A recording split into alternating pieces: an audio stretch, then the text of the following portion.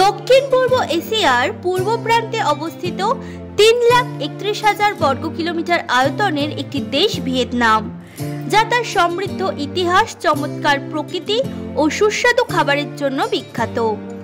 প্রাকৃতিক দৃশ্য, ঐতিহাসিক নিদর্শন, দৃষ্টিনন্দন সমুদ্র সৈকত ও পাহাড়ের সৌন্দর্য সব মিলিয়ে ভিয়েতনাম ভ্রমণ পিপাসুদের জন্য একটি স্বপ্নের গন্তব্য। ভিয়েতনাম সফর করলে আপনি পাবেন প্রাচীন ইতিহাস ও আধুনিক শহরের এক অপূর্ব মিশ্রণ, যা আপনার ভ্রমণকে স্মরণীয় করে তুলবে।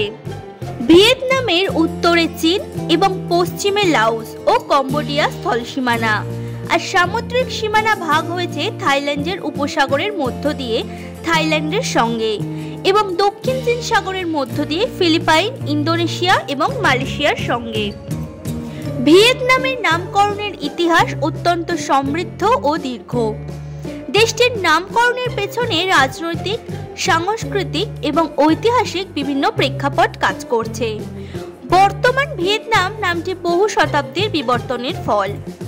প্রাচীনকালে এই অঞ্চলটির নাম ভিয়েত নামে পরিচিত ছিল, যেখানে ভিয়েত ছিল প্রধান জাতিগোষ্ঠীর নাম এবং নাম অর্থ দক্ষিণ। এটি চীনের দক্ষিণে অবস্থিত হওয়ায় এই নামকরণ করা হয়। প্রথম দিকে অঞ্চলটি চীনা সাম্রাজ্যের অধীনে ছিল এবং আনাম নামে পরিচিত ছিল, যার অর্থ শান্ত দক্ষিণ। চীনের হান রাজবংশ এই নামটি ব্যবহার করত। এরপর লি রাজবংশ দেশটির নাম পরিবর্তন করে দাই ভিয়েত রাখে, যার অর্থ মহান ভিয়েত। এই নামটি কয়েক শতাব্দী ধরে টিকে ছিল এবং এটি জাতীয় পরিচয়ের গুরুত্বপূর্ণ অংশ হয়ে ওঠে।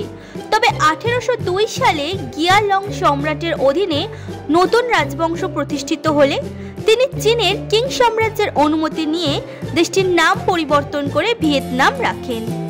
এই নামটি ভিয়েত এবং নাম শব্দের সংমিশ্রণে গঠিত হয়েছে, যার অর্থ দক্ষিণের ভিয়েত জাতি। পরবর্তীকালে ঔপনিবেশিক শাসনের সময় ফরাসিরা ভিয়েতনামকে নিজেদের নিয়ন্ত্রণে নেয় এবং দেশটিকে 3 ভাগে বিভক্ত করে, যেগুলি হলো টংকিন, আনাম এবং কোচিন ও চীনা। তবে স্বাধীনতার জন্য সংগ্রামের সময় 1945 সালে হো চি মিনের নেতৃত্বে গণপ্রজাতন্ত্রী ভিয়েতনামের ঘোষণা দেন। এরপর থেকে আনুষ্ঠানিকভাবে দেশটির নাম সোশ্যালিস্ট রিপাবলিক অফ ভিয়েতনাম রাখা হয়। ভিয়েতনামের নামকরণ তার ইতিহাস, সাংস্কৃতিক পরিচয় এবং রাজনৈতিক পরিবর্তনের সাথে ওতপ্রোতভাবে জড়িত। এটি শুধুমাত্র ভূগোলগত নাম নয়, বরং দেশটির জনগণের সংগ্রাম, ঐতিহ্য এবং জাতীয়তাবাদের প্রতিফলনও বটে।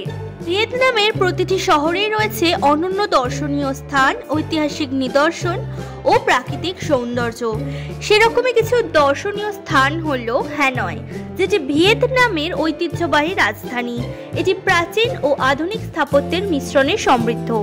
এছাড়াও রয়েছে হ্যালং বে, হো চি মিন সিটি, হই আন, দা নাং, ফু কোক দ্বীপ ইত্যাদি।